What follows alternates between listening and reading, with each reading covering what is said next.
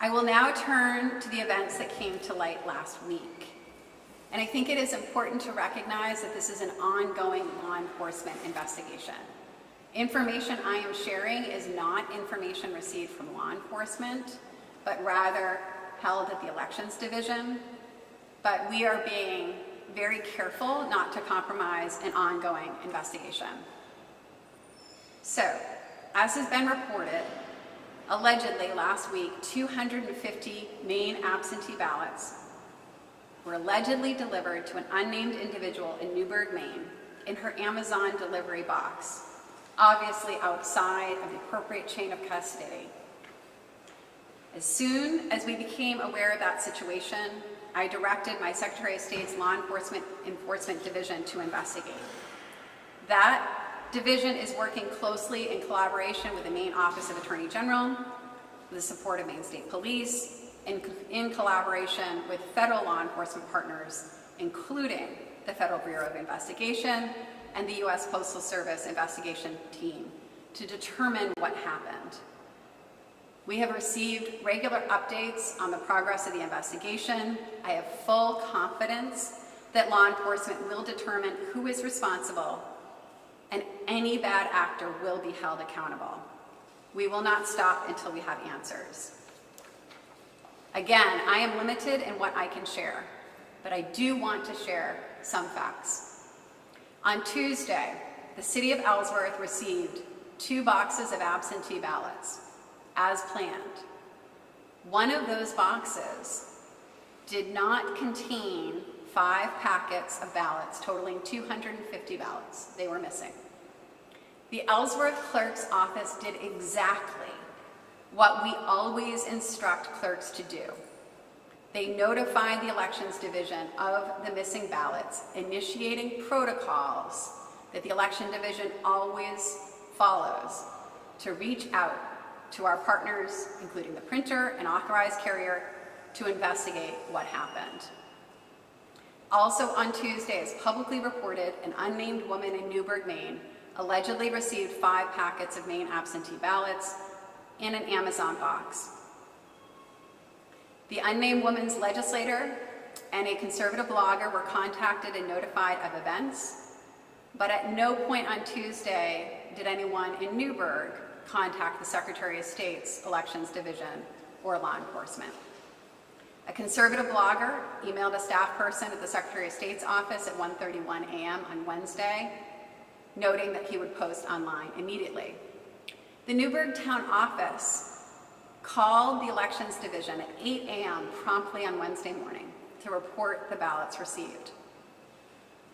Secretary of State detectives went immediately to Newburgh, and ballots were secured. There are 2 things that I want to share with Mainers. All Maine absentee ballots have been carefully tracked. It is true that the number of ballots missing in Ellsworth corresponds to the number of ballots received in Newburgh. Ellsworth and Newburgh are 40 miles apart. At this point, there are 4 packages within the U.S. Postal Service system that have not yet arrived to small Maine towns to which they have been directed, but those particular very tiny towns do not have office hours until later in the week. We are working closely with the U.S. Postal Service to ensure that those 4 packages arrive on time. All other Maine towns have now received their expected ballot shipments. So that is really important for voters to recognize. All Maine towns have received their expected ballot shipments. So the process is safe and secure. Additionally, late Friday evening, our Elections Division was notified by a private organization that they believed that they were in possession of absentee return envelopes from Maine. This was an out-of-state private organization.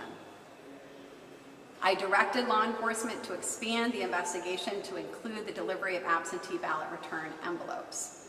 However, today we can confirm that all Maine towns have received appropriate shipments of absentee return envelopes as planned. So the good news in all of this is that the system of checks and balances worked. Whatever happened last week, and we will find out what happened, will not impact our election. Law enforcement will find those responsible. Any bad actor involved will be punished. We are in a different world than we were just a few years ago. Our elections, and indeed our democracy, are under attack in new and different ways all of the time. Last year, it was white powder mailings and swatting of polling sites. And yet, Maine elections prevailed. We had more people turn out than ever before in our history. This year, it seems that there may have been attempts to interrupt the distribution of ballots and ballot materials. But we are stronger and better than anyone who tries to do our elections harm. Time and time again, election officials and law enforcement rise to meet the challenges we face. I'm proud of the hardworking elections staff, led by the nation's longest serving elections director, Deputy Secretary Julie Flynn.